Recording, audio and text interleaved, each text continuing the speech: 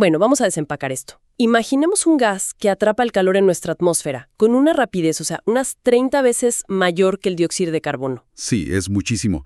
Y lo peor de todo es que este gas no sale de una sola chimenea gigante a la que podamos, digamos, apuntar con el dedo y apagarla. Exacto.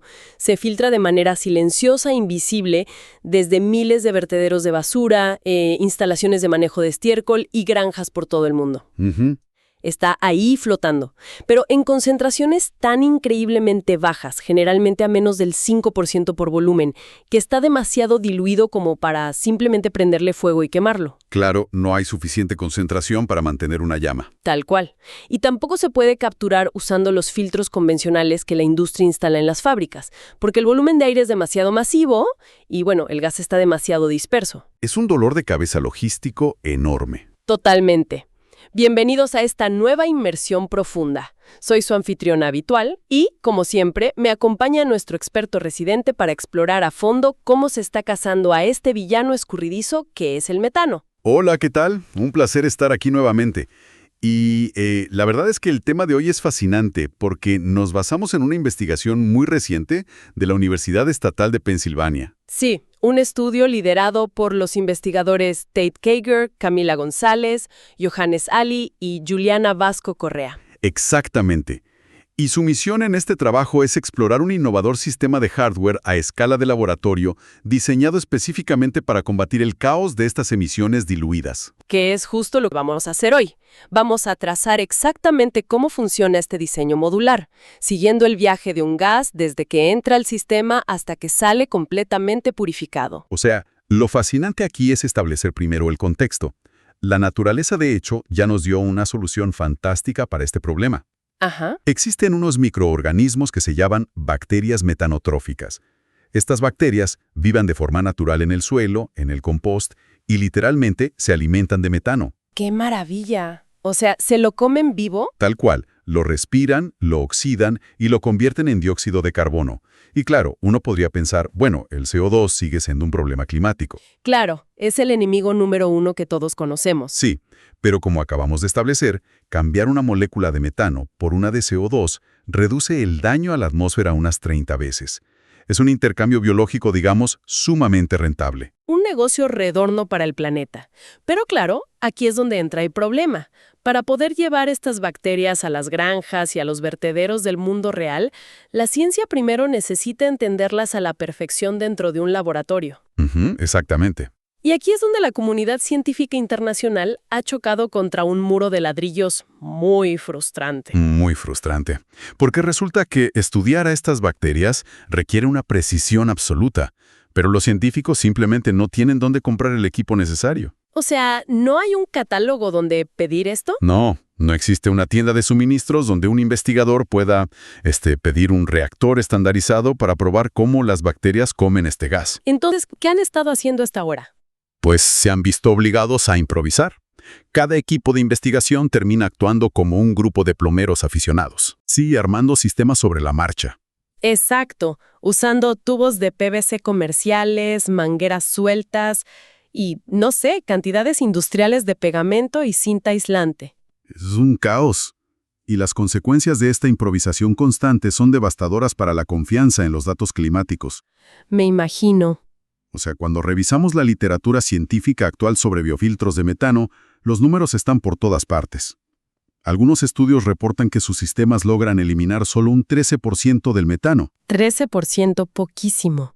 Y otros, en cambio, afirman haber alcanzado un 99% de eficiencia. Una variación tan extrema hace que sea casi imposible consolidar la información. Claro. Para tomar decisiones a gran escala. Es como si, no sé, miles de chefs intentaran perfeccionar la misma receta de un pastel, pero todos usan hornos con diferentes temperaturas y tazas de medir de distintos tamaños. Los resultados serán un desastre. Una analogía perfecta. Al final, nadie sabrá si un pastel salió crudo por culpa de la receta o simplemente porque el horno de ese chef específico tenía una fuga de calor. En la ciencia es igual. Si los equipos varían, es imposible saber si las bacterias fallaron o si simplemente había una fuga en la tubería de plástico, ¿no? Tal cual. Y para resolver este nivel de incertidumbre, el equipo de Penn State decidió que la solución no era simplemente publicar otro estudio más sobre bacterias. Sino arreglar la herramienta. Exacto. Diseñar una herramienta fundamental. Crearon un sistema de biofiltración a escala de laboratorio que es completamente de código abierto. Ah, qué interesante. Sí, publicado bajo una licencia conocida como CERN OHL. Básicamente es un marco legal que permite compartir diseños de hardware, como si fueran recetas públicas. Para que cualquier persona en el mundo pueda descargar los planos tridimensionales y usarlos. O modificarlos o fabricarlos de forma gratuita. Y el sistema completo tiene un costo en materiales de aproximadamente $5,450. Que suena a mucho dinero, pero en realidad, cuando hablamos de equipamiento científico que maneja gases a presión, es excepcionalmente económico. Muy accesible, sí.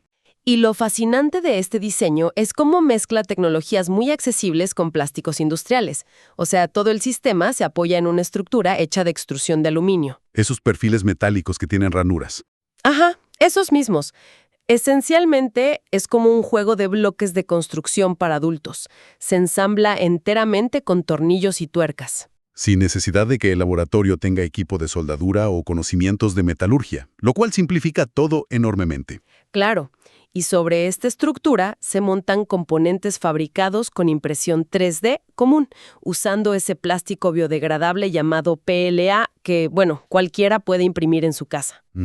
Pero, a ver, aquí hay algo que no me cuadra y quiero presionarte un poco con esto. Si analizamos un experimento que requiere sellados perfectos durante meses, con gases a presión fluyendo sin parar, ¿no es el plástico impreso en 3D demasiado poroso o frágil? Es una excelente pregunta. Suena a que una pequeña grieta arruinaría todo el estudio riguroso. Y es una deducción técnica muy lógica. El plástico impreso en 3D en capas a menudo tiene microporosidades y definitivamente no es ideal para contener presión. Claro, se filtraría el gas. Los diseñadores lo sabían perfectamente y por eso restringieron el uso del PLA únicamente a las piezas externas. Ah, ok. O sea, los soportes, las patas del marco estructural y las abrazaderas que sostienen los tubos. Ninguna pieza impresa en 3D está en contacto directo con el gas o la presión. Ya veo. Para la carcasa principal, digamos la zona 0, donde ocurre la biofiltración, utilizaron materiales industriales puros. Las columnas verticales están hechas de tubos de policarbonato transparente de grado industrial. Entiendo. ¿Y de qué tamaño son esos tubos? De poco más de 1 metro de altura. Y el policarbonato es extremadamente resistente. Y al ser transparente, permite a los investigadores observar visualmente la mezcla de compost y astillas de madera. Para ver si se está secando o compactando con el paso de la semana, supongo. Exactamente. Y para sellar esos tubos gigantes sin usar pegamento, recurrieron a unas piezas mecanizadas en un plástico muy resistente llamado acetal, que en la industria se conoce mucho como Delrin. Sí. El acetal es muy rígido, resiste los químicos y lo mejor es que no absorbe agua. Pero la pieza de ingeniería que me parece brillante es cómo unieron el acetal rígido con el tubo de policarbonato. Usaron anillos tóricos, o sea, los famosos O-rings. Ajá, esas donas de goma para sellar juntas. Sí, pero no usaron una goma cualquiera. Seleccionaron una silicona con una dureza específica de 30A. Así es. Y para poner esa especificación en contexto, un neumático de automóvil tiene una dureza muy alta, pero un material 30A es increíblemente blando. Como gelatina, casi. Se siente casi como la textura de una plantilla de gel para los zapatos. Y esta suavidad extrema es el secreto mecánico del sistema. ¿Por qué? Porque cuando el investigador presiona la tapa de acetal contra el tubo, ese anillo de silicona tan blando fluye y se amolda a cualquier rasguño microscópico. O cualquier imperfección en las paredes del plástico. Totalmente. Genera un sello hermético absoluto sin requerir herramientas pesadas ni aplicar una fuerza extrema. Y lo más crucial de todo, elimina por completo la necesidad de usar selladores líquidos. Ni pegamentos sucios, ni cintas de plomería. Nada de eso, porque esos materiales terminan degradándose y contaminando el aire que respiran las bacterias. Y cuando el experimento termina, el científico simplemente tira de la tapa con sus propias manos, la lava, la esteriliza y ¡pum!, está lista para reutilizarse en el siguiente ciclo. Es un diseño muy limpio. Bueno, aquí es donde se pone realmente interesante. Toda esta precisión obsesiva con la estructura y los sellos suena impresionante, Pero en el fondo, la carcasa no es el experimento. Lo que importa es el ambiente que se crea adentro. Así es. Así que vamos a seguir el viaje de una molécula de gas, desde el tanque hasta la biofiltración, para entender cómo fluye realmente el gas por esta maravilla plástica. Perfecto. Todo comienza en los cilindros de gas presurizado. Por un lado, tenemos metano puro y por otro, aire comprimido. Ujú. El primer paso es regular el metano a 40 psi y pasar el aire por un filtro para atrapar cualquier partícula de polvo.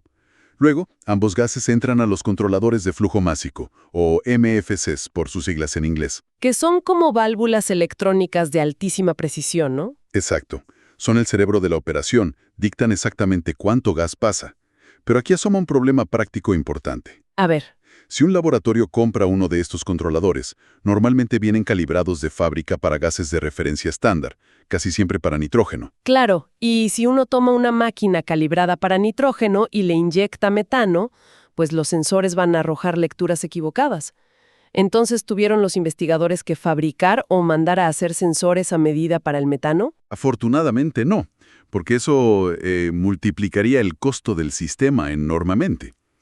La diferencia en las lecturas ocurre porque el metano y el nitrógeno tienen densidades distintas. Se comportan diferente con el calor del sensor. Exacto. Entonces, para solucionar esto sin comprar hardware personalizado, los científicos recurren a un atajo matemático muy elegante, utilizando algo llamado factor de corrección. O factor K. Eso es. El factor K es simplemente un multiplicador. Para el aire, sus propiedades son tan similares al nitrógeno que el factor es básicamente 1. O sea, no hay cambios. Pero para el metano, el factor de corrección establecido es de 0.72. Así que, si el investigador necesita 1 litro de metano, simplemente multiplica ese volumen por 0.72 y programa ese resultado en el controlador. O sea, ¿básicamente le mienten a la computadora para engañar a los sensores? Engañan al equipo, sí. Y así garantizan que el flujo físico real de metano sea exactamente el necesario para lograr esa mezcla precisa del 5% o menos. Es genial. Y una vez que el metano y el aire salen de sus controladores, se unen en una conexión neumática en forma de T. Y aquí el diseño aprovecha la física simple, sin necesidad de mezcladores estáticos adicionales.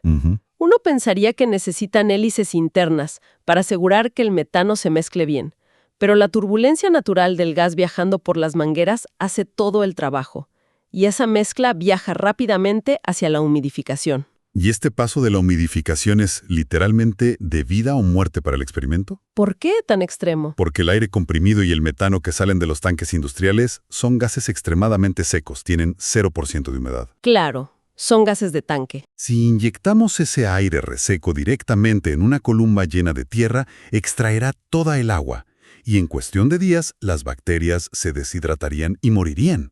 Bueno, cualquiera que haya puesto una maceta con una planta justo debajo de la corriente de un aire acondicionado sabe de lo que hablamos.